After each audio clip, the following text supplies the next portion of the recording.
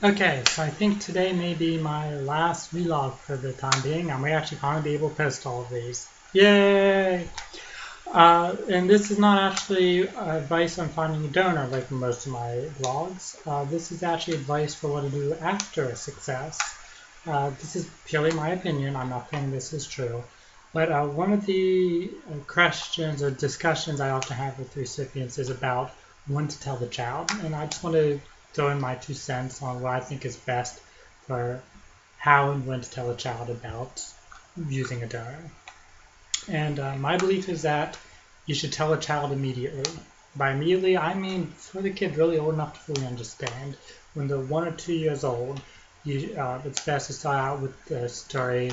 Uh, Mommy wanted you so much that would do anything to have you, and she went and she found a nice man to help give her what she needed to have you because she wanted you that much. Something along those lines. And to slowly warm up the knowledge from there on, giving the child everything that they can understand and just a tiny bit over what they're actually capable of understanding at any given time um, throughout as they grow up. And the reason I suggest this is to avoid the shock value. I've talked to a few people who were conceived by donors, and a lot of parents of donor conceived children of various ages. And what I find is the longer you wait to tell a child about using a donor, the more of a culture shock it can be to the child. Um, for instance, if a child is 18 years old, heterosexual family hasn't figured out that the father is not the biological father, um, being told at that point that you use a donor is devastating. It's complete shock. It confuses them. It's it forces them to redefine who they are. A main part of what they use to define themselves has been changed, and that is difficult. And I've seen plenty of stories about how hard that is. Um, but if the same child was raised from a very early age saying, Mommy and Daddy want you so much, we found someone else to help us have you, it's not a shock. The idea of using a donor to help have a child becomes a fact of life. It becomes no more shocking than that they have a mom and a dad and the blue skies are blue. It's just what life is.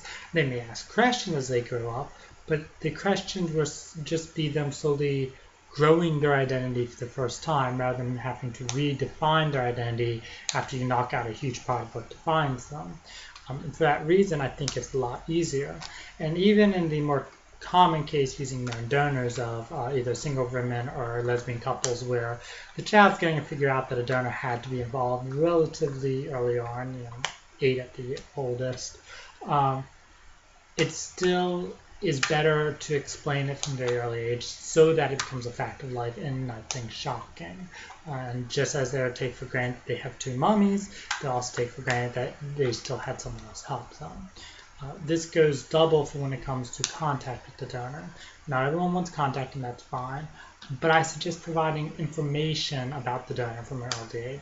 That information may not be, here's how you contact him. That information may be, well, your donor was a computer scientist, or insert field your donor is, and he was this race, I don't know, basic information about him, certain things that might interest the child. He was great with music, he was a good artist. Little facts to explain a little bit about why you chose the donor, even if you don't actually have the child know the donor, because that helps them give them just that slight sense of understanding of where they came from. From my experience, and I'm not going to claim to be as experienced with this as I am in donor searches and the like, but from what I have seen and heard, even a little bit of knowledge about donor, not meaning just a tiny bit of knowledge, can be surprisingly settling for a child. A single photo of the donor, for instance, it gives them something to make their identity not be a mystery. Even if you tell them you can't meet the donor for whatever reason, just a photo and a very brief, this is what he does for a job, these are some of his interests, can be very big to give some identity to the child, and they don't really need much. People are sometimes worried that that the child will be so interested in the donor that they will be unwilling to accept the other mother or the husband in a heterosexual couple's case as the father. And this never actually happens.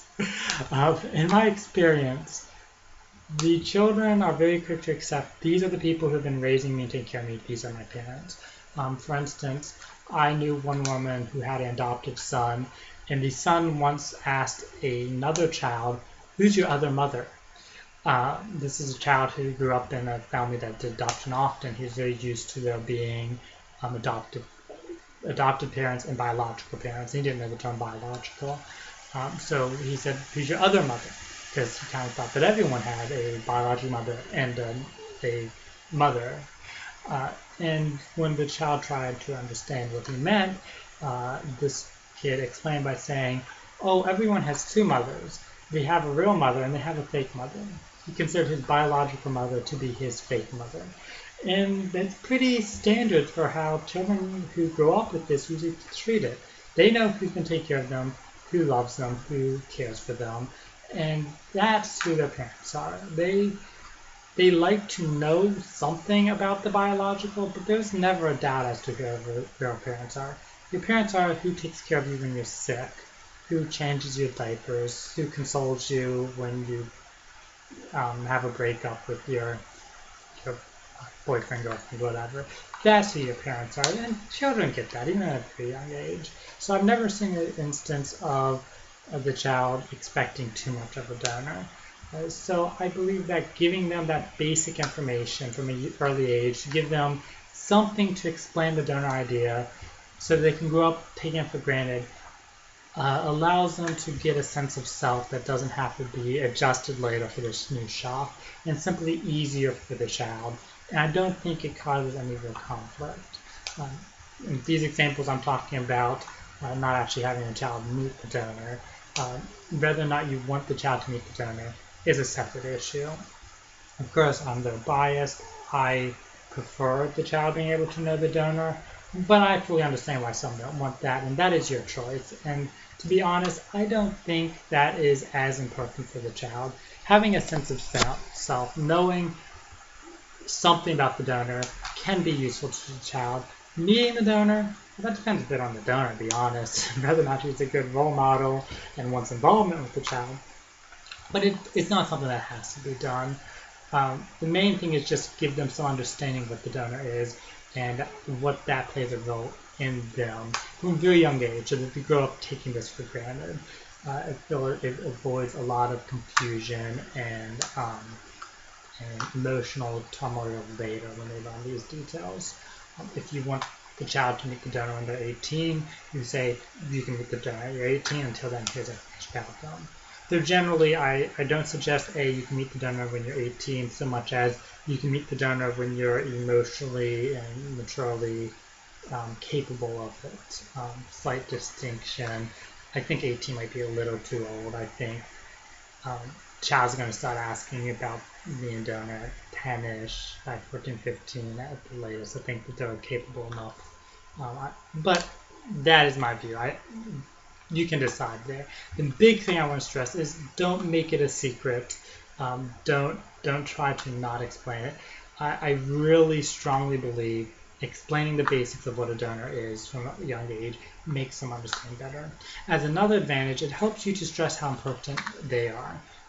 Explaining how much effort you went through to have them because you love them so much. In addition, explaining this donor cared about you as well. He's not someone at a bank who donated for $100 and doesn't care. This is someone who screened me. Ideally, your donor screens you as well. Not all do. But anyway, this is someone who met me, someone that I knew. I made sure this was a good donor. I didn't just use some stranger. I made sure this was someone who's great for you and put in a little effort. I did screening. I listened to this annoying guy's video logs, despite the fact that he speaks funny, just to get information. Yes, self-deprecating humor is great.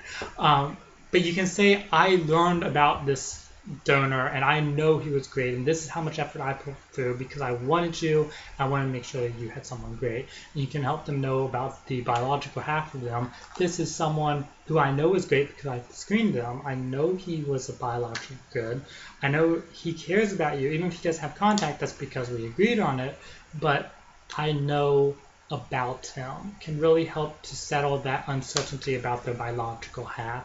Even if they don't know the biological half, knowing that you put in effort and that you made sure it was someone great can be enough to really settle a lot of that uncertainty.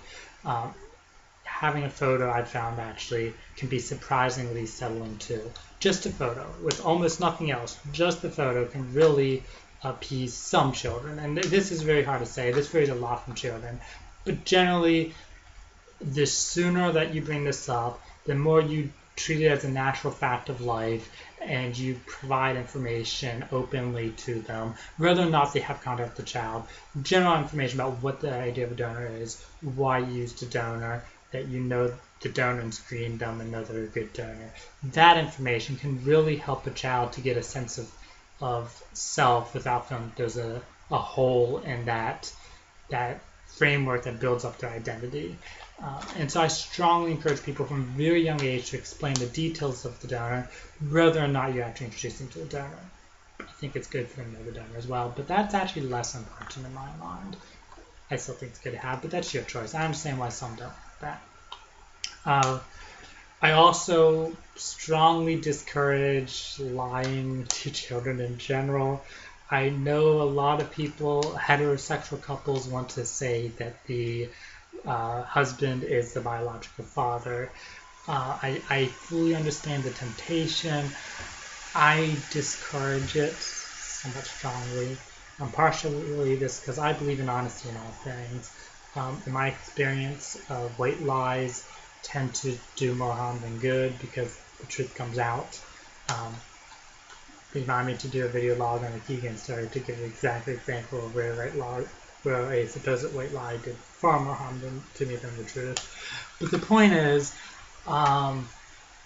it's better to be honest, particularly because the child's likely to find out at some point. And as I said, finding out 18 that you used a donor, that's a huge hurdle for that. That's emotionally destabilizing. That causes a child to completely redefine their identity. That is extremely difficult for a child. And so it's much easier for them to learn early on. And early on, children take it for granted they have no issue with it. Really, I've never seen children whose families really have an issue. Biggest issues they have is if they're adopted, feeling that the parents don't want them. But you can get away from that by saying the donor cared about you. There's no contact, but we agreed on it. The donor still cares about your well-being. So I discourage not telling the child, also because it does harm to them from a health and biological standpoint.